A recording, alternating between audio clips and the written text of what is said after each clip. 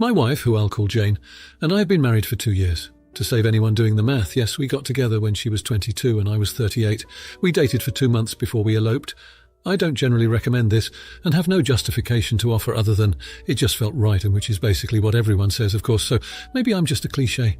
Jane's family is very wealthy. I've been fortunate and live very comfortably, but this is old money generational wealth, an entirely different league. I did sign a prenup and she has sole access to her trust fund for what it's worth. Her family is large and there are a lot of cousins. Most of them are a lot older or younger than my wife, except for one who I'll call Rachel, 25 years old. Growing up, they were also very good friends as much as cousins, and Rachel in particular has had a tough life. Her father frequently cheated on her mother, and in turn, her mother was withdrawn and distant. Her father was also around 20 years older than her mother, so you might see where this is going. Jane's family has regular gatherings, but Rachel never attends them, so she and I hadn't actually met until recently when she visited. She barely acknowledged me at dinner, only really speaking to Jane, who got visibly more annoyed by it as the night went on. I could tell she was conflicted, understandably. I thought maybe it'd be better if I excused myself after dinner to let them catch up alone, but as soon as I tried to leave, Rachel started asking me a bunch of questions. The last 3 were, how old was your last ex before Jane? 35 years old when we broke up. Why did you break up? For the same reason as my previous 3 exes. I couldn't get out of my own head and decide what I wanted, and it wasn't fair to them. How many of them did you cheat on? At that one, Jane interrupted with, Rachel, what the frick? You don't want to know? Jay, he didn't cheat on any of them. Christ, I've freaking met 3 of the 4. They still have friends in common. Maybe they never found out. That was when I guess I'd had enough. Look, it's fine if you don't like me, but I don't think it's unreasonable to expect that when you're a guest in our house, you won't just repeatedly insult me. If you'd like to see Jane without me around, that's fine too, but right now I think you should probably leave. It was obvious how frustrated Jane was with her at that point, so it didn't surprise me when she agreed. Rachel went very quiet. She got up, gathered her things and left without another word, but she was crying by the time she got to the door. I certainly felt like a jerk in that moment. Jane said she had no issue with what I said, but the last time she reached out to Rachel, her reply said she had no interest in talking while Jane was married to that jerk. I know the fracturing of this relationship is hurting Jane, and I definitely feel responsible. So, Reddit, please tell me, should I have kept my mouth shut? Am I the idiot? Now for a few comments before the update. Comment 1, not the idiot. I also don't think it's too much to ask that guests not insult you in your own house, especially when she's just projecting her insecurities onto you without even knowing you. She needs to grow up and frick off. Comment 2, not the idiot, just stay out of the way. Tell your wife you trust her decide when /how/ whether to reach out to Rachel. Rachel seems to be a broken soul who needs some support. Comment 3, not the idiot. She is outright disrespecting your marriage and projecting her own father's infidelity onto you. She needs therapy. Now for the update. So, after that disastrous dinner, things were tense for a while. Jane was upset. Rachel wasn't talking to us, and I was feeling guilty about possibly driving a wedge between them. A couple of months passed, and out of the blue I got a text from Rachel. I was hesitant at first, but she asked if we could meet for coffee, one-on-one. I talked it over with Jane and she encouraged me to go, saying maybe she's reaching out because she wants to make things right. So I met Rachel at a little cafe downtown.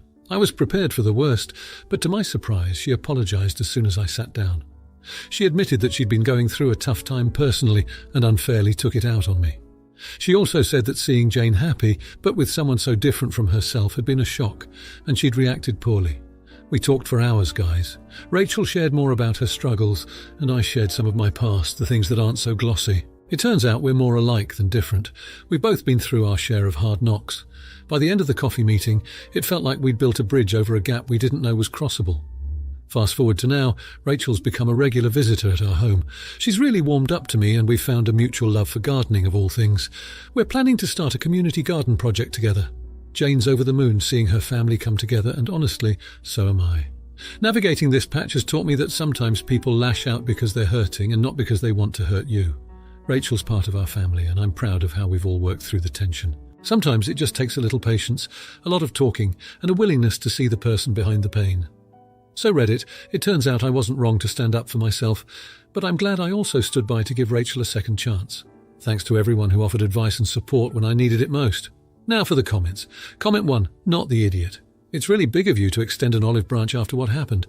People make mistakes, and it's heartening to see that you could empathise with Rachel's situation and not hold a grudge. Starting a community garden sounds like a positive way to turn a rough start into a blossoming friendship. Kudos to you for being mature and compassionate.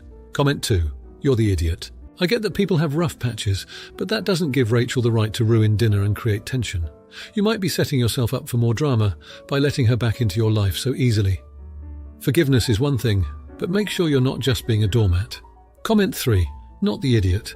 Life is too short to hold on to anger, and it seems like Rachel really needed someone to see past her mistakes.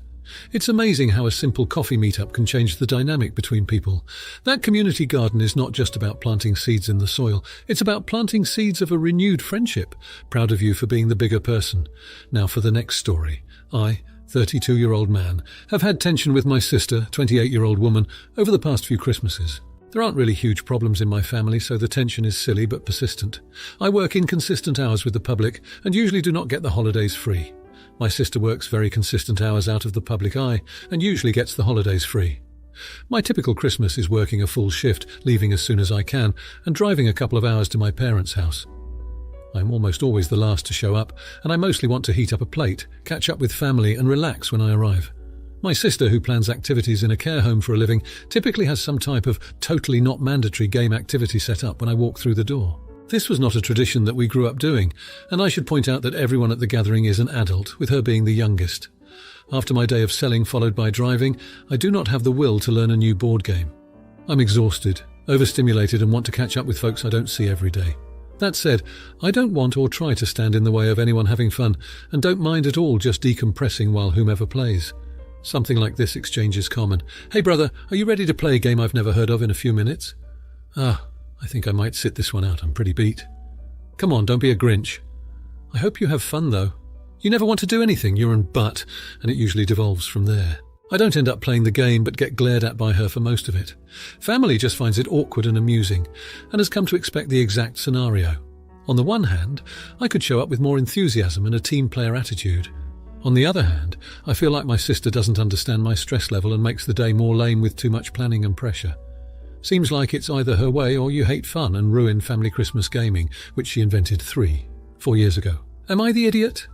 Now for a few comments before the update. Comment 1, not the idiot. You will not play the board game. No Christmas for you. Go to the back of the line. Comment 2, not the idiot. You're there to talk to people you rarely see. Don't let her take that time from you. Now for the update. After the whole Christmas issue, things went from awkward to downright explosive between my sister and me. Things came to a head at our cousin's engagement party last Saturday. I was minding my own business, chatting with an aunt I hadn't seen in ages, when my sister came up to me, drink in hand, and the look on her face spelled trouble.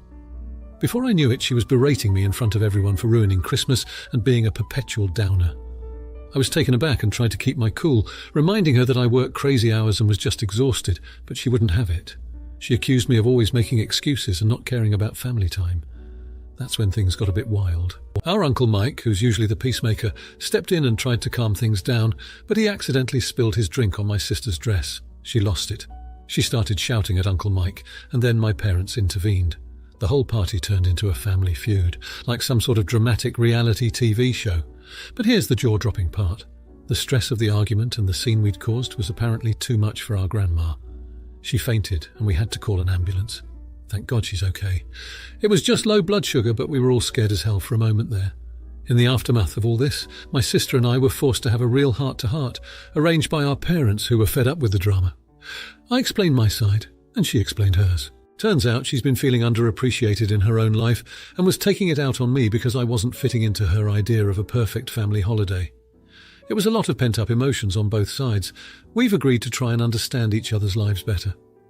I'm going to make more of an effort to be there for family events, even if I'm tired, and she's going to be more accommodating and not push so hard for everything to be her way. So, crazy as it sounds, that meltdown might have been what we needed. It's early days, but it feels like we might actually get past this and be real siblings again.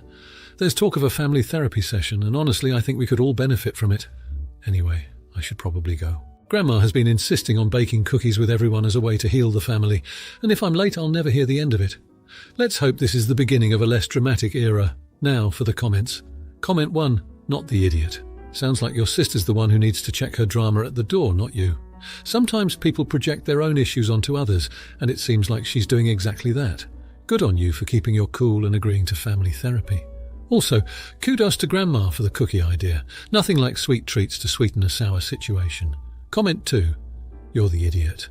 Even though it's great you're moving towards a resolution, You gloss over your role in ruining Christmas. It takes two to tango, and it sounds like you might be downplaying your part in the family drama.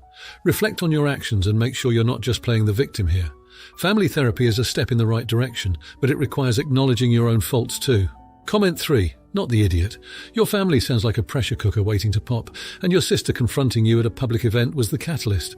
It's not your fault Uncle Mike spilled a drink, and it's certainly not on you that Grandma fainted.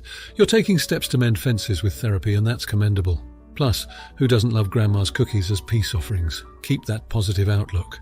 Now for the next story. I, 30 years old female, have been together with my husband Michael, 31 years old male, for 7 years, married for 3 years and dating for 4 years. My mother-in-law, 58 years old female, has always hosted Christmas ever since I've known him. I've always made lasagna for Christmas and other special occasions. I'm essentially the family's lasagna maker, and I honestly don't really mind since I love to cook and bake. However, last year my mother-in-law decided to make lasagna based on what she saw me doing when she was at my house and a recipe she got off the internet. I was surprised that she prepared a pan of her own, but didn't say anything and even got a small piece. It did not taste good, and it was barely touched while mine had almost half gone near the end of the dinner. That infuriated my mother-in-law, and she wound up ranting about how everyone loves me more than her and tried to throw my lasagna in the trash. I say tried because it mainly ended up on the floor. Michael and I quickly left after that, and my mother-in-law has not apologised for it since. Yesterday she called me to confirm what I was making for Christmas this year, and on her list of things I should make was lasagna. I politely said I wasn't going to make lasagna due to last year's incident, and I'd be happy to make anything else. My mother-in-law wasn't as polite, and called me vindictive for refusing to make the lasagna over a small mistake. I just refused again, and it made my mother-in-law angrier, so she told me that unless I show up with lasagna in hand, she wouldn't let me be at the Christmas celebration. My husband says it's easier to just make the lasagna to keep the peace, and I shouldn't hold my mother-in-law's mistake that she made out of anger against her. Word got to my sister-in-law and brother-in-law from my mother-in-law, and they're saying I should also make it, even if it's just half of what I would usually make. Now for a few comments before the update. Comment 1. And G did. My husband says it's easier to just make the lasagna to keep the peace, and I shouldn't hold my mother-in-law's mistake that she made out of anger against her. Sounds like he just volunteered to make the lasagna. Not the idiot. Comment 2. Not the idiot. She told you that you weren't invited if you didn't bring lasagna. Oh, hell no, and hubby better have your back on this.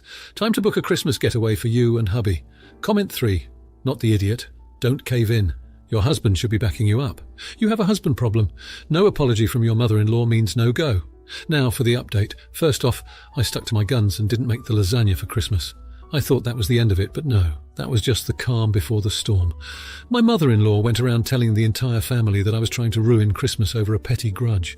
She even managed to convince some distant relatives I've never met to call me and tell me off for being so childish. Then my husband, who has been trying to stay neutral, got a call from his uncle, who rarely gets involved in family drama, saying he was disappointed in us for not putting family first. That was the straw that broke the camel's back for my husband. We had a huge fight. He said he didn't sign up for a marriage where family conflicts overshadow our life. I was floored, considering I thought he understood my feelings. In a shocking turn of events, my sister-in-law, CIL, who had previously sided with mother-in-law, showed up at our door the next day with an apology cake and a confession. She admitted she only pressured me because mother-in-law had been guilt-tripping her about keeping the family together. She recounted how mother-in-law had a meltdown after our argument, revealing this was all about mother-in-law feeling like her role as the family matriarch was being threatened by me and my lasagna. As if that wasn't enough, last Thursday my brother-in-law, BIL, accidentally sent me a text meant for mother-in-law that read, "I can't believe you're still on about the lasagna. Let it go." Turns out brother-in-law has been on my side this whole time, and was only pressuring me under duress from mother-in-law, who had been threatening to write him out of the will. The climax of this saga happened this past weekend. Mother-in-law hosted an emergency family meeting, which felt more like a trial where the crime was my refusal to make lasagna. I was prepared for battle, but to everyone's shock, my husband stood up and delivered a speech about how love and respect are more important than any tradition. He apologized to me in front of everyone for not supporting me and turned to his mother, asking her to apologize to me for her behavior. There was this tense silence, then mother-in-law started crying, actually crying, and apologized. She said she didn't realize how her actions affected everyone, and that she just wanted to feel needed. It was an emotional roller coaster, but it ended with a group hug, and my husband and I agreeing to host a small New Year's dinner, no lasagna on the menu. In a bizarre twist, the family has now decided to rotate holiday hosting duties each year with different signature dishes. The drama seems to have brought some deep-seated issues to the surface that everyone is now willing to work on. So, there you have it. No lasagna for Christmas, but perhaps a recipe for a more peaceful and respectful family dynamic going forward. Now, for the comments. Comment 1, not the idiot. You have the right to decide what you will and won't cook. If lasagna isn't on your Christmas wish list, so be it. The mother-in-law was out of line for starting drama over a dish. Good on your brother-in-law for having your back and your husband for standing his ground. It's about family, not lasagna. Comment 2. You're the idiot for not just making the lasagna. It's one dish, one day out of the year. It could have avoided all the unnecessary drama. Sometimes in families we do things we don't love to keep the peace. A lasagna isn't worth all this conflict. Comment 3. Not the idiot at all. Your mother-in-law owes you more than an apology for spreading rumours. It's awesome that the truth came out, and that the family is now sharing the hosting duties. It's about time everyone realised that holidays are about togetherness, not control. Cheers to your husband for stepping up. If you like this video, you'll probably like these too. Also, while you're here, please consider subscribing. It's your support that keeps this channel alive and allows me to make better and longer videos. Have a great day.